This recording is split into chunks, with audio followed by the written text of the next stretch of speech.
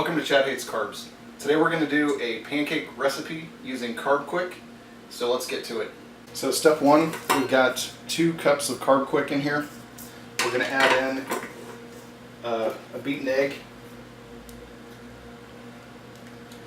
Then we're going to add 1/8 of a cup of heavy cream. And I think I've probably got a little bit more than 1/8 of a cup because I got a little bit more than half a cup in here. So we're going to slap all that in there. Of course, cream sticks, so you can't ever get all of it out of there. Then we're going to add 1 stick of melted butter that blew up all over the inside of my microwave, which is all kinds of fun. So we've got a stick of melted butter in there. And then the water we're going to pour in to make the batter work. Butter. So let's go ahead and start this up and then just pour the water in as necessary.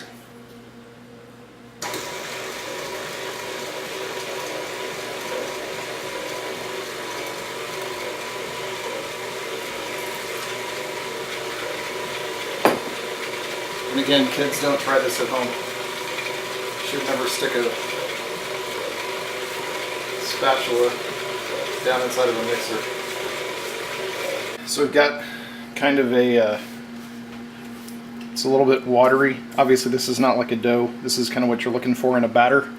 Is this kind of more of a, it's still a little bit sticks together still, but it's definitely runnier. So we're just going to pour in. I like to make my pancakes fairly big. We're just going to pour it in there. It's on medium-high heat, and we're just going to let it sit for a second. Looks like it's starting to firm up and bubble right away, so that's can be good and can be bad, depending. So you're wanting to cook off. You want to watch it firm up around the edges, and you want the bubbles to pop. Now the thing that's interesting about this is this interior, we're not getting a lot of bubbles in there. So there we go, finally got some. But you can see that it's not drying out super fast. It's starting to get there. See, and the reason you want it dry around the edges is so that you can get your spatula underneath, or your pancake turner, depending on your definition of the word spatula. So once you've got a lot of bubbles popping and they're not coming up to the top as much, that's when you know that you're good to go. This still looks a little bit runny in the middle, so we're going to let it sit for just a second longer. And by a second I mean like 10 or 15 seconds longer. I never do it based on time, I always do it based on the exterior of this exterior rim. See, down here it's nice and dry, but over here it's still wet.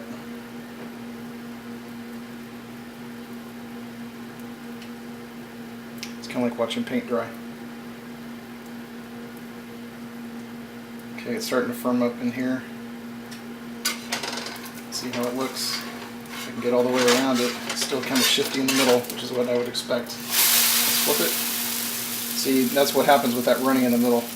It doesn't really play nice.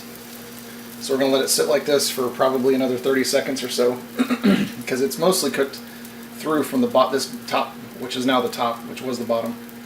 So you don't need to cook it nearly as long on this side as you did on the first side.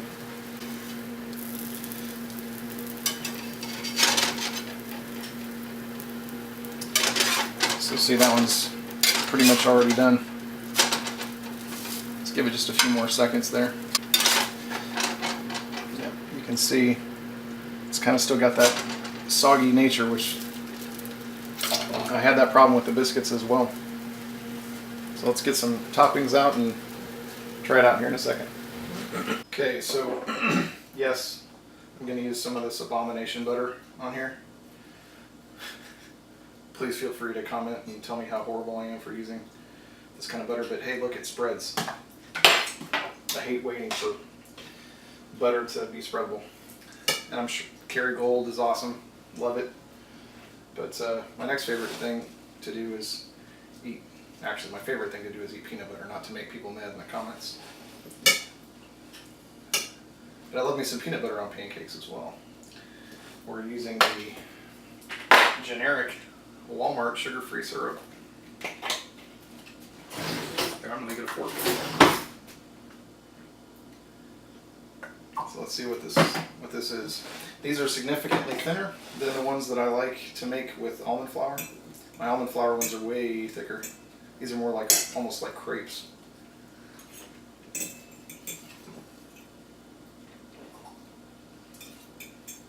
Flavor-wise, they're not bad. They definitely are like Carbquik pancakes, which, you know, are not exciting. Not bad. I actually think these are better than the biscuits because the biscuits don't rise, and when the biscuits don't rise, it's not good. I mean, a pancake doesn't rise. You've got a crepe. So yeah, not bad. I'd say that I'd give these like a 7. Not amazing, but if you're wanting to make some pancakes pretty easy, you could certainly do worse than these.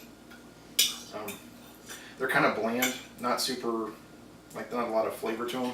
So I would probably add maybe some kind of sweetener, or perhaps vanilla or something. Just give them a little something. But yeah, not bad.